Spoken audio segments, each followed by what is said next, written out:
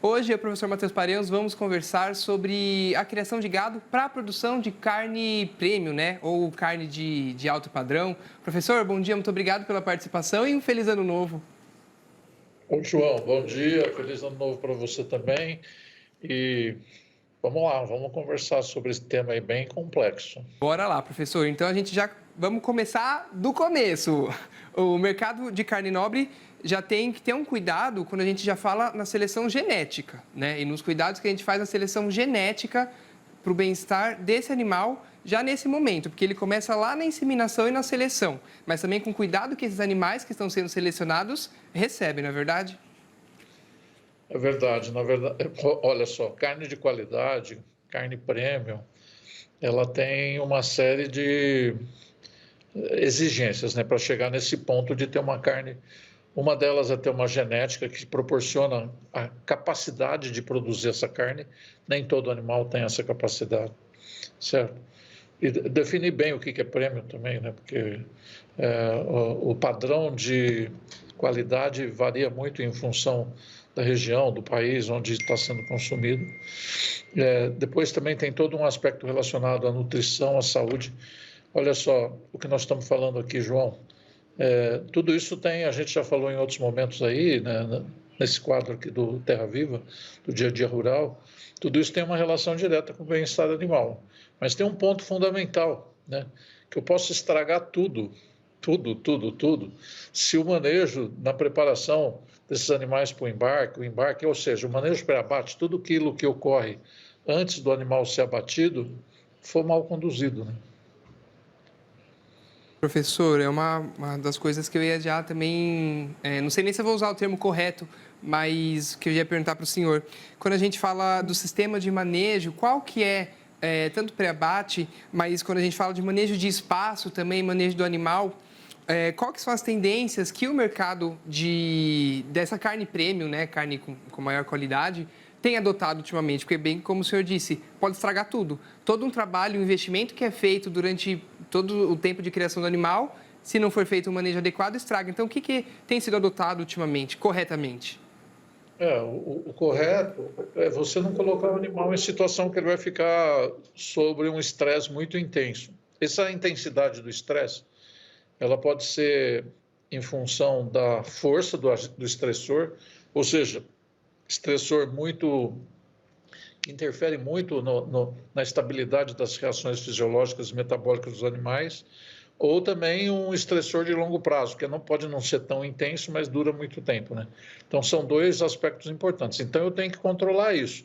Além do que, tenho que controlar todo o procedimento de manejo, mas também ter um olhar cuidadoso nas instalações, no veículo que vai ser usado para o transporte, para evitar que o animal sofra ferimentos, né? Então, hematoma na carcaça, por exemplo, é um problema sério de bem-estar animal, é sofrimento para o animal, mas também é um dano importante em cortes, às vezes, muito valiosos, né? Tem muito frequente ocorrer, por exemplo, hematoma no contrafilé, um corte que é bem valorizado e que está aí dentro dessa expectativa de atender mercados mais exigentes com carne de qualidade.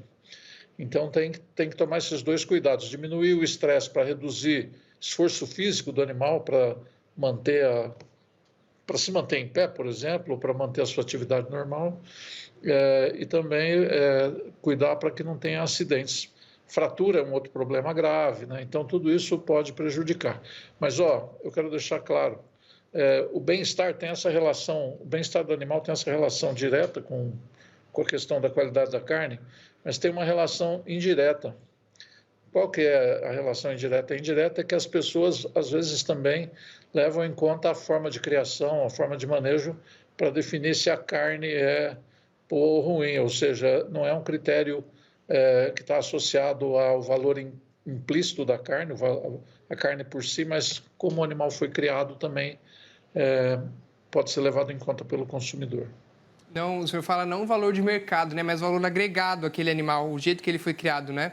Eu estava conversando agora com a representante de uma organização que fala também sobre cuidados socioambientais e ela falou sobre isso, sobre a questão do manejo e de como algumas certificações agregam valor àquele animal, né? Porque é o que o mercado espera. E já até um gancho com uma outra pergunta para o senhor, que é que as tendências do mercado moldam a indústria, né? Então, não, a gente fala, quando a gente fala de bem-estar animal, fala também com o cuidado dos animais, mas também fala de uma demanda que vem do mercado e que vem, às vezes, até mesmo da política, não é verdade?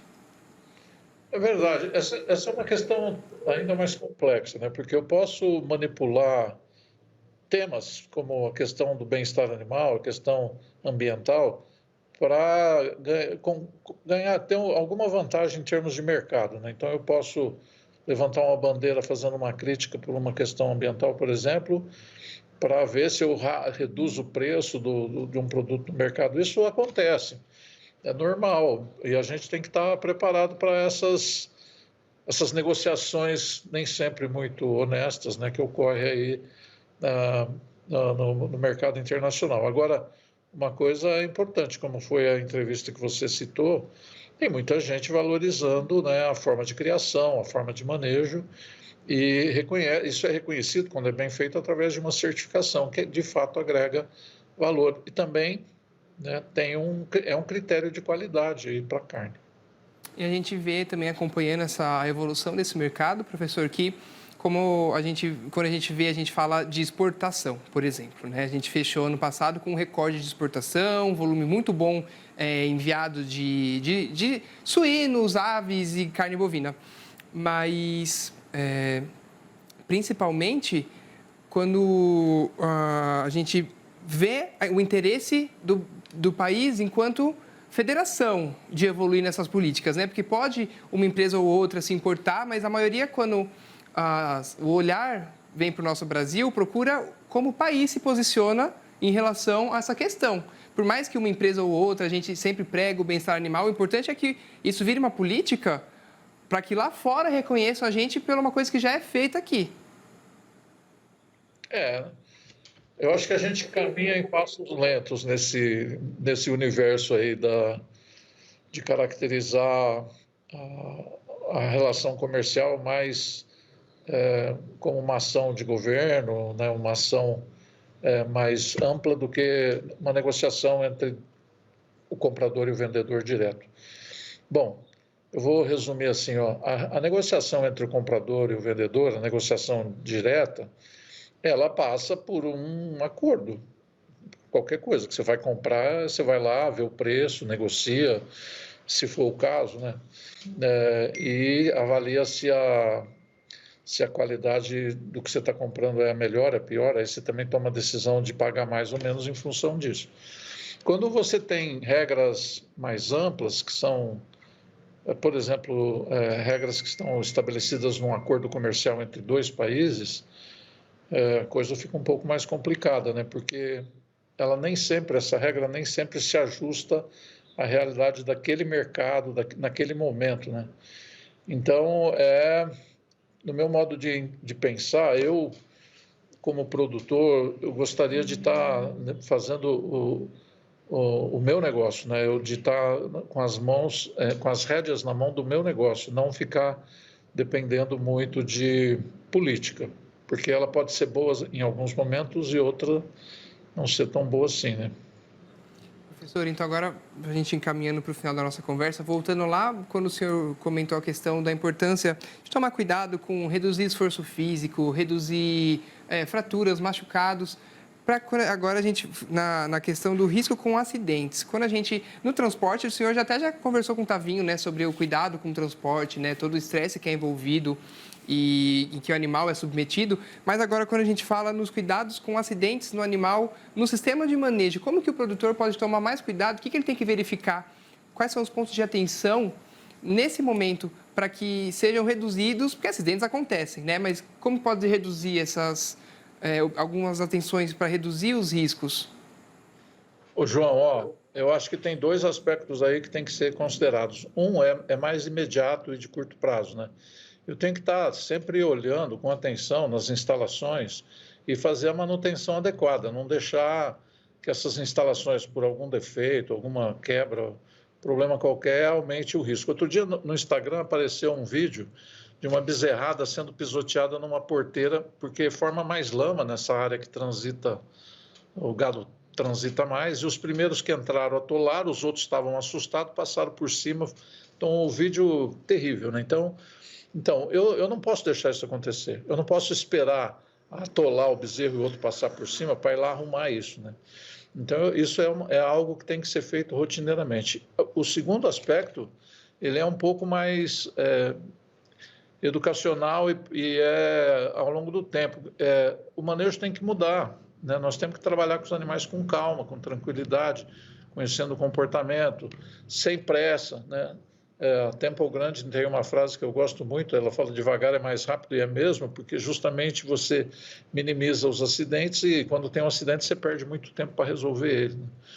Então, aí essa é uma questão de educação, de treinamento, capacitação da equipe para fazer o manejo com segurança. E quando analisa, percebe que tem algum risco, já age imediatamente para minimizar esse risco. Tem também, o senhor trouxe essa citação, mas tem uma citação que minha mãe sempre me falou também, ó.